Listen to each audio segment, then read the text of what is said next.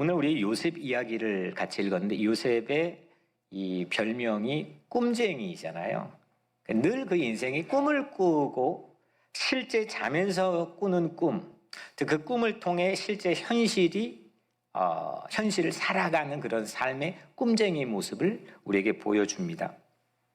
요즘 말로 하면은 비저너리입니다. 비전이라고 하는 거는 보는 건데 현실을 보는 거가 아니죠. 현실 너머를 보는 게 비저너리입니다. 현실의 정세를 판단하고 분석하는 것을 비저너리라고 우리가 부르지 않습니다. 오늘 요셉이 늘 그는 그냥 보거든요. 계속 봐요. 예. 그의 원천이 하나님에게서 오는데 요셉은 자꾸 앞을 봅니다.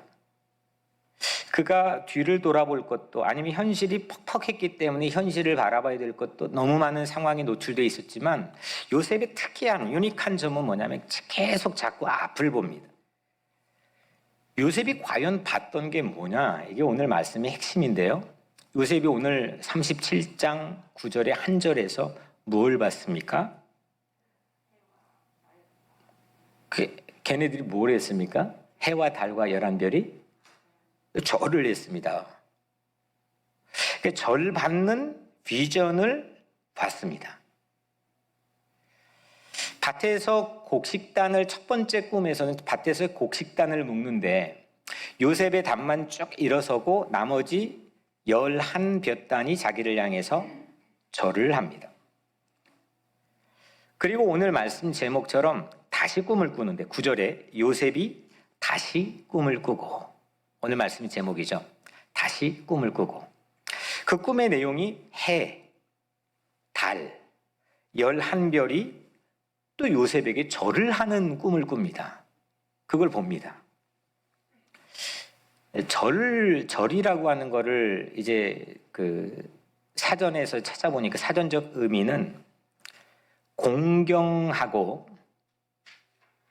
존경하는 마음을 담아서 몸을 굽혀 하는 다양한 방법의 인사. 그러니 존경의 정도에 따라서 그리고 문화나 또 아니면 그 상황의 다양성에 따라서 그 절하는 방법은 다양하지만 그 안에 담겨 있는 핵심은 뭐냐면 공경과 존경이 있을 때 절을 합니다. 요셉은 그런 다짐을 오늘 요셉이 처음 자기의 삶을 노출시킨 장면이거든요. 16살입니다. 티네이저입니다. 그때 새로운 비전을 봤습니다. 뭐냐? 자기 삶의 존재에 대한 비전이고 자기 삶에 대한 존재는 절을 받는 겁니다. 형제들로부터 미움을 받아서 이집트의 시위대장, 이 경호대장인 보디발의 집에 팔려갔죠. 하지만 요셉은 이 꿈이 있었기 때문에 좌절하지 않았습니다.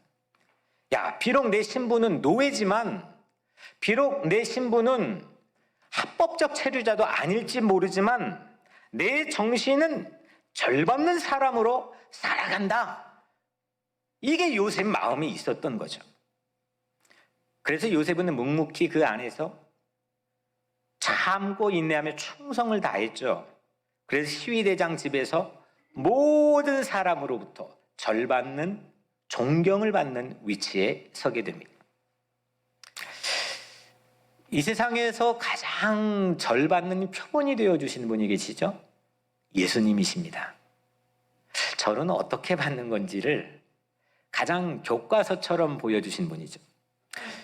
그에 합당하는 말씀 한 구절이 빌립보서 2장 5절 8절 말씀입니다. 너희 안에 이 마음을 품으라. 곧 그리스도 예수의 마음이니 이는 근본 하나님의 본체시나 하나님과 동등됨을 여기지 아니하시고, 그 다음 중요합니다. 오히려 자기를 비워 종의 형체를 가지사. 사람들과 같이 되셨고 사람의 모양으로 나타나, 그 다음 중요합니다. 자기를 낮추시고 죽기까지 복종하셨으니 곧 십자가에 죽으심이라. 아멘. 이렇게 했더니 그 다음 절에 바로 어떻게 나오느냐? 그 9절 11절에 보면 이러므로 하나님이 그를 지극히 높여 모든 이름 위에 뛰어난 이름을 주사 하늘에 있는 자들과 땅에 있는 자들과 땅 아래에 있는 자들이 모든 무릎을 예수의 이름에 꿇게 하시고 모든 입으로 예수를 그리스도라 주라 시인하여 하나님 아버지께 영광을 돌리게 하셨느니라. 아멘.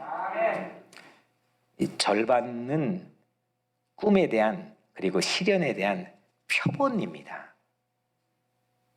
자기를 비워 종의 형체를 가져서 자기를 낮추시고 죽기까지 복종했더니 모든 사람들의 모든 무릎을 그 예수의 이름 앞에 꿇게 했다.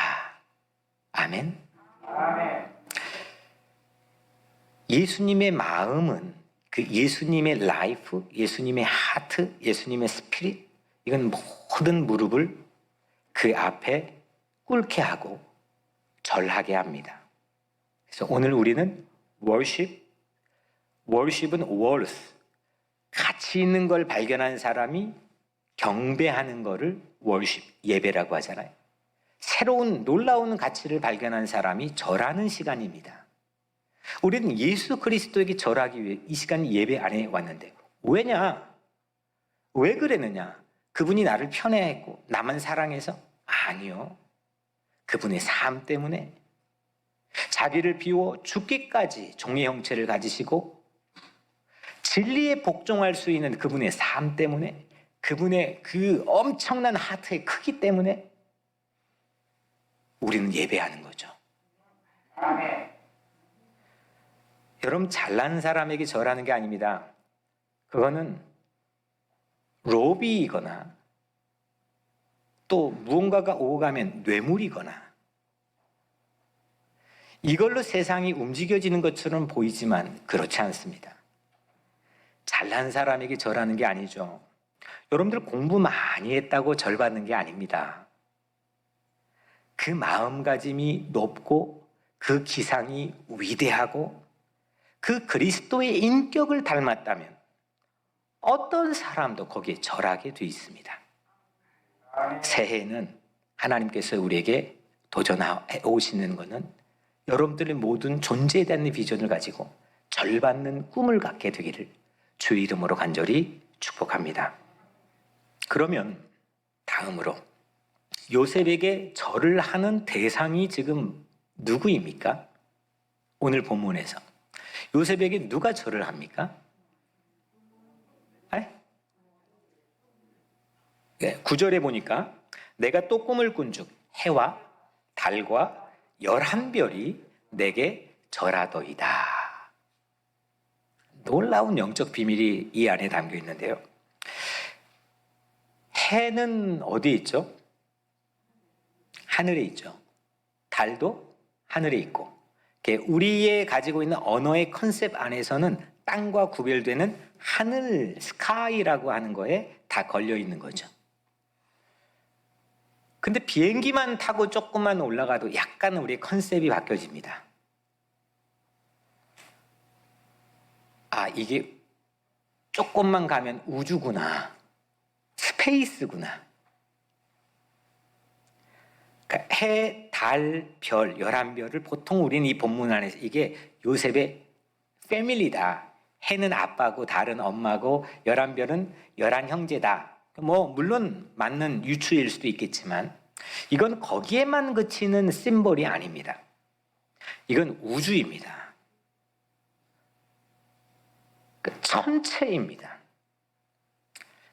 요셉에게 전 우주가 고개를 숙이고 절을 한다는 거예요. 전 우주가 고개를 숙이고 절하는 분은 한 분뿐이죠. 하나님이시죠. 하나님을 향해서만 전 우주가 절을 하는 거 아닙니까?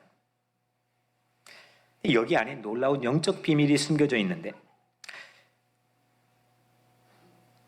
예수님 이전에 많은 인물들이 성경 안에 소개되고 있지만 예수님을 미리 이정표처럼 보여주는 가장 근접해 있는 사람, 그러니까 그거를 전문적 용어로 타이폴로지, 유형론이라고 그러는데, 그러니까 우리 쉬운 말로 모형, 그 사람이 요셉입니다. 이건 제 얘기가 아니라 2000년 동안 거의 대부분의 사람들이 공통적으로 해왔던 얘기입니다. 요셉입니다. 그러니까 옷을 판매하는데 디자이너가 열심히 옷을 만들어가지고 사람들이 판매하기 위해서 진열을 하는데 뭐에다 입히죠? 마네킹에다 입히죠. 그래서 사람이 이 옷이 괜찮은지, 사람들이 대대적으로 이게 마음에 들면 트렌드가 되는 거예요. 예수라고 하는 분을 아직 하나님의 아들을 세상에서 알지 못했을 때 무수한 예언자들이 예언을 하고 성경에서 예고를 하고 있지만, 하나님께서 예수 그리스도가 이 땅에 오셨을 때에 가장 근접한 모델, 모형으로 세우신 한 사람이 요셉입니다. 요셉이 절받을 수밖에 없었던 한 가지 까닭은 그의 인격을 보며 우리는 그 요셉 안에 있는 예수 그리스도를 짐작할 수가 있기 때문입니다. 요셉이 받았던 험난한 고난, 억울한 고난, 그리고 그 안에서의 인내, 정말 순결한 지혜, 그의 뜨거운 감동적인 사랑, 죄가 없는 완전함, 풍성한 그의 모든 제국의 주변 이민자들을 살려내는 살림의 역사, 이게 전부 다 이게 파노라마처럼 예수를 연상하게 하는데, 마침내는 모든 사람들이 그 앞에 무릎을 꿇는 모습조차도 예수의 모습을 연상하게 합니다. 그런데 비록 요셉이 절을 받고 있지만 실제는 이렇게 그가 연상하게 하는, 그가 그 마음속에 끊임없이 품고 있었던 하나님이 절을 받고 있는 거죠. 내가 절을 받는 게 아니라, 내가 절 받는 걸로 끝나버리는 게 아니라, 실제 더 깊은 영적인 비밀은 내가 그 자리에 서고 내가 그 일을 하고 내가 그렇게 삶을 살아냄으로 인해서 그가 요셉이 품었던 하나님이 저를 받는 거죠. 마찬가지로 우리가 그리스도의 인격으로 단련된다면, 그런 우리라면 세상에 나가서 저를 받았다면, 그것은 우리가 절 받는 게 그치는 게 아니라 내 속에 있는 그리스도가 저를 받는 겁니다. 바로 여기에 절 받는 자의 신비한 은혜가 담겨 있는 거죠.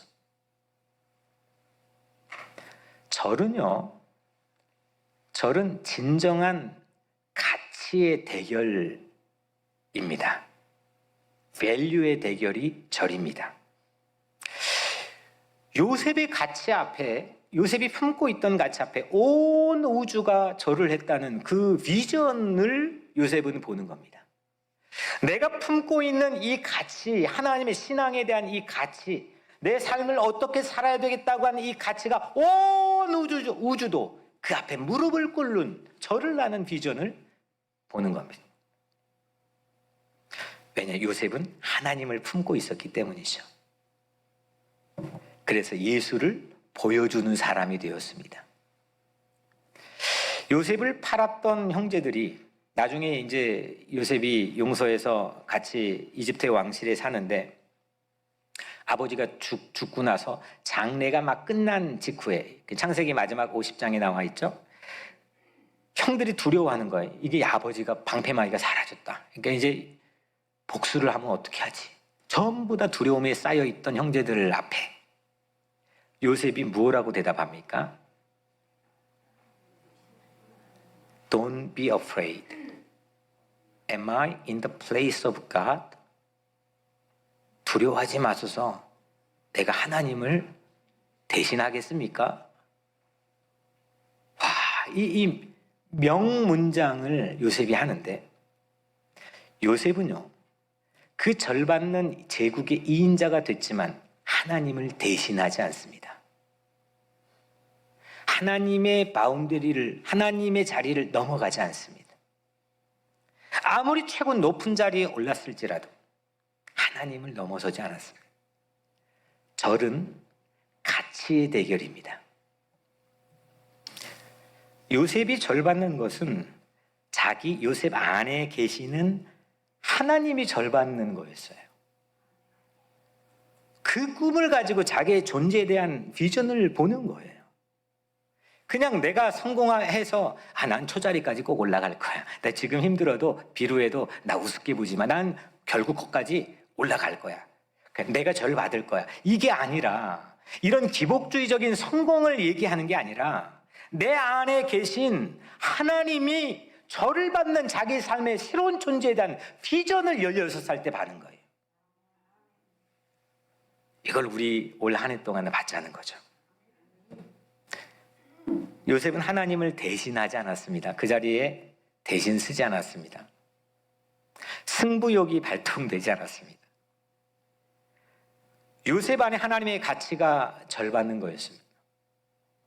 절받는 존재는 내 안에 사그러들지 않는 위대한 가치가 있을 때 절을 받고 세상에 감동을 주고 혼과 정신, 세상의 혼과 정신을 깨운 사람이 됩니다.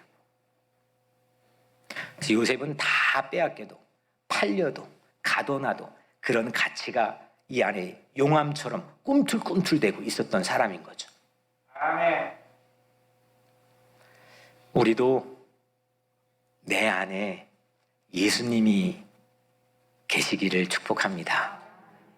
이제는 내가 사는 것이 아니요 오직 내 안에 그리스도께서 사시는 것이라. 아멘. 이게 신앙인의 가장 정확한 자기 고백이어야 하죠. 이제 내가 사는 게 아닙니다.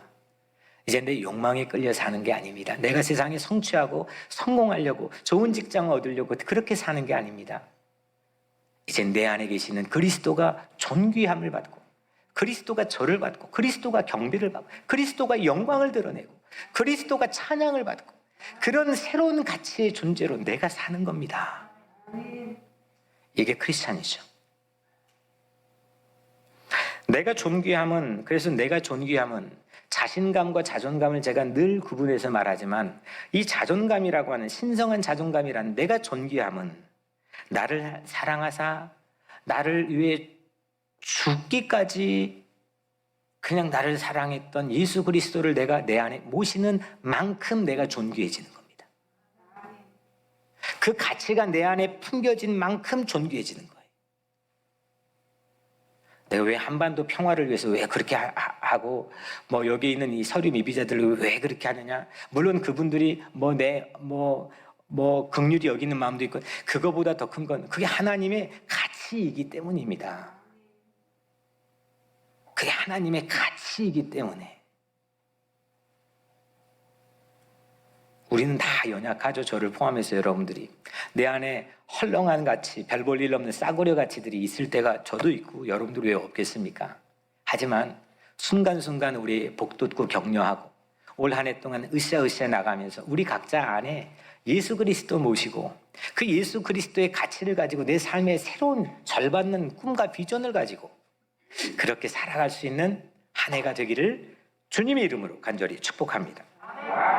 내 안에 예수가 드러나서 예수가 보여져서 내 삶에서 예수가 나타나서 그리스도 예수가 나를 통해 절받는 꿈을 꾸는 것, 이게 올해 비전 다시 시즌2 러브레터입니다. 아멘. 러브레터도 자기 존재에 대한 비전이기 때문입니다. 내가 좋은 태가 아니라 내가 편지라는 겁니다. 그냥 편지가 아니라 러브레터입니다. 근데 그냥 세상의 어떤 토속적인 그런 세속적인 그런 러브레터가 아니라 그리스도의 편지라는 겁니다. 자기 존재에 대한 새로운 표현입니다. 이건 바울이 우리에게 표현한 거지만 고린도후서 3장 2절이죠. 너희는 우리의 편지라 우리 마음에 썼고 무사람이 알고 읽는 바라. 읽혀지는 꿈입니다. 내가 그냥 포장은 잘 그럴듯하게 우편봉투에 넣는데 그 그냥 길바닥에 뒹굴어지는 세금공지서 같은 데 부담되는 존재가 아니라 그냥 소중하게 읽혀지는 존재, 누군가에게 읽혀지는 그런 자기 존재라는 꿈이 러브레터의 비전입니다. 이건 그래서 신약의 방식의 절받는 꿈이라고 생각합니다. 고린도후서 3장 3절 너희는 우리로 말미암아 나타나는 그리스도의 편지니 이는 먹으로 쓴 것이 아니요 오직 살아계신 하나님의 영으로 쓴 것이며 또 돌판에 쓴 것이 아니요 또 육의 마음판에 쓴 것이라. 내 마음판에다가 편지를 그리스도가 써주셨다는 거예요. 그러니까 나는 그냥 내가 하고자 하는 욕구와 계획과 스케줄, 내 뜻과 경험과 연륜으로 사는 게 아니고 여기다 써주신 그리스도의 내용으로 사는 겁니다. 그리스도의 컨텐츠를 가지고 사는 겁니다. 이게 러브레터입니다. 이 꿈을 꾸자는 겁니다. 자기 존재에 대한 새로운 인식이 되는 비전인 거죠. 내 안에서 누군가에게 그리스도가 읽혀지는 꿈?